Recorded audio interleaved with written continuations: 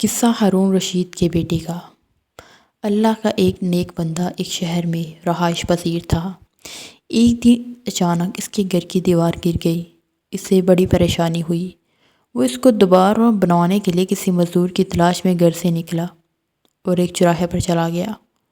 وہاں جا کر اس نے مختلف مزدوروں کو ادھر ادھر بیٹھے ہوئے دیکھا جو کام ملنے کا انتظار کر رہے تھے۔ ان مزدوروں میں سے ایک نوجوان مزدور ان سب سے الگ تھلگ کھڑا تھا۔ اس کے ایک ہاتھ میں تھیلا اور دوسرے ہاتھ میں تیشا تھا۔ وہ شخص کہتا ہے کہ میں اس مزدور کے پاس گیا اور اس سے کہا، کیا تم مزدوری کرو گے؟ اس نے کہا، ہاں۔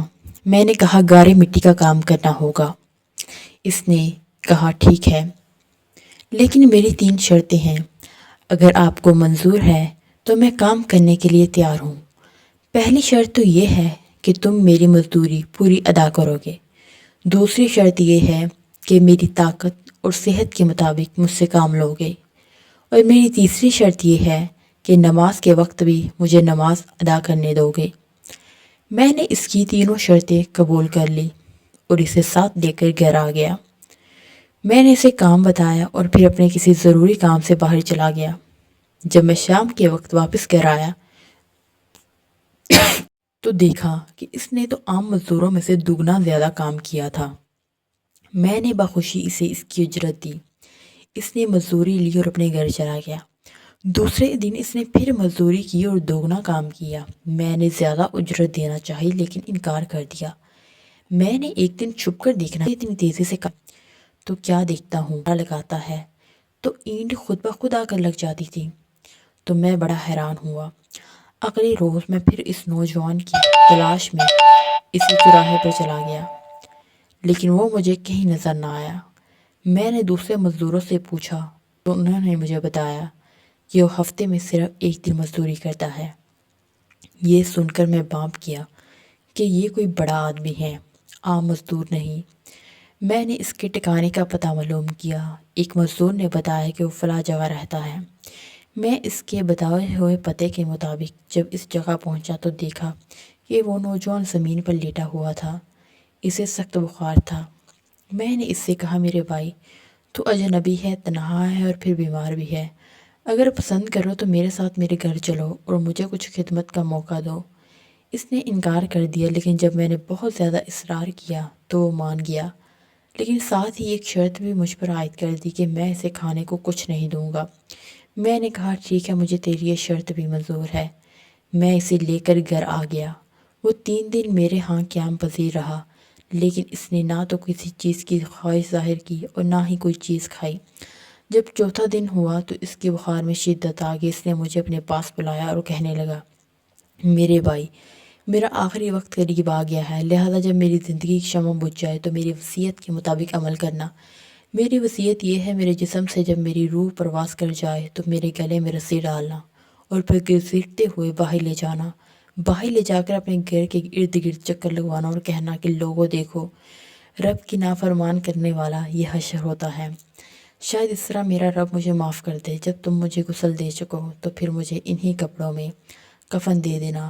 مجھے دفنانے کے بعد بغداد میں خلیفہ ہارون رشید کے پاس جانا اور میرا قرآن اور مجید اور یہ انگوٹھی انہیں دے دینا اور انہیں کہنا، اللہ سے ڈرو، یہ نہ ہو کہ غفلت اور نشے کی حالت میں ہی موت آ جائے اور پھر ندامت اٹھانا پڑے۔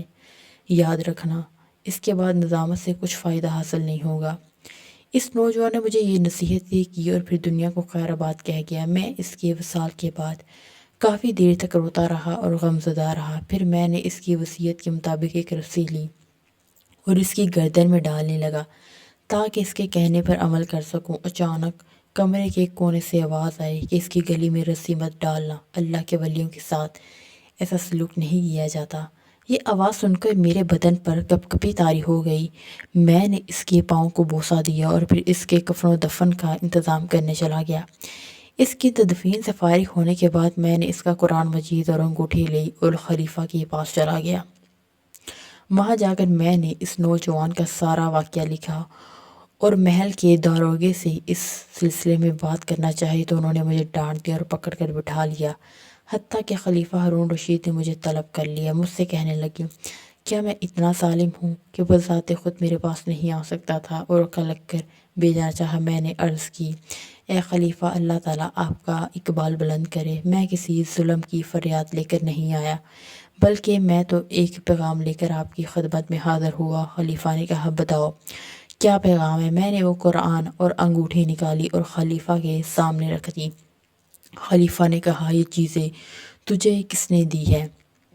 تو میں نے کہا، ایک گارا بنانے والے نے دی ہے۔ خلیفہ نے آگے سے 3 بار ان الفاظ کو بار بار دہرایا، گارا بنانے والا، گارا بنانے والا اور گارا بنانے والا، اور پھر رو پڑا۔ کافی دیر رونے کے بعد مجھ سے پوچھا، بتاؤ گارا بنانے والا اب کہاں ہے؟ میں نے کہا، اللہ تعالیٰ آپ کا اقبال بلند کرے، وہ تو فوت ہو چکا ہے۔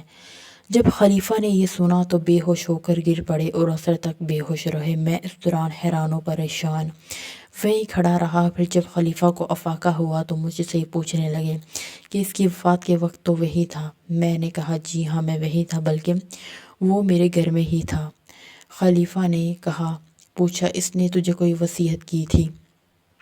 تو میں نے کہا، جی ہاں، اور پھر اس کی تمام وصیت بتا دی اور وہ باتیں بھی بتائی جو اس نے مجھے خلیفہ کو کہنے کے لیے وصیت کی تھی۔ اس کے بعد جب خلیفہ نے یہ باتیں سنی تو مجھ سے زیادہ غمگین ہو گیا، اپنا عمامہ سر سے اتار پھینکا، اپنا دامن سر سے چاک کر ڈالا اور وہ کہنے لگا، اے مجھے نصیحت کرنے والے، اے میرے زاہد و پارس، اے میرے شفیق بیٹے، اور اس کے ساتھ ہی یہ الفاظ کہے۔ ساتھ ہی ساتھ خلیفہ مسلسل روتا بھی جا رہا تھا۔ وہ سب کچھ دیکھ کر میری حیرانگی اور پریشانی میں اضافہ ہوتا جا رہا تھا کہ خلیفہ ایک عام سے مزدور کے لیے اتنے غمزدہ کیوں ہے۔ جب رات ہو گئی تو خلیفہ نے مجھے کہا، چلو ہم اس کی قبر پر جانا چاہتے ہیں۔ میں چل پڑا، خلیفہ بھی میرے پیچھے پیچھے چادر میں منہ لپیٹ کر چل پڑا۔ ہم قبرستان میں پہنچے تو میں نے ایک قبر کی طرف اشارہ کر کے کہا، علی جا، یہ اس کی قبر ہے۔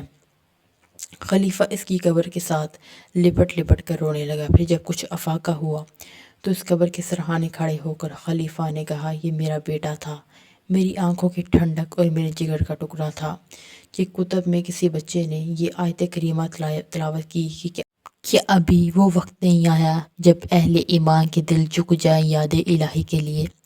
اس نے یہ آیت کریمہ سن لی، پھر اللہ تعالیٰ کے خوف سے کانپنے لگا، اس کی آنکھوں سے آنسوں کی جھڑی بہنے لگی۔ اس کے بعد زبان سے بار بار کہنے لگا، کیوں نہیں، کیوں نہیں۔ اس کے بعد پھر وہ یہ کہتا ہوا محل کے دروازے سے باہر نکل گیا، اور پھر آج تک اس کے بعد اس کی کوئی خبر نہیں ملی، اور آج تم نے بتایا کہ یہ اس کی قبر ہے۔ تو دوستو، یہ تھی ہماری ویڈیو، ضرور آپ کو پسند آئی ہوگی انشاءاللہ۔ اس طرح کی مزید ویڈیو دیکھنے کے لیے چینل کو سبسکرائب کریں۔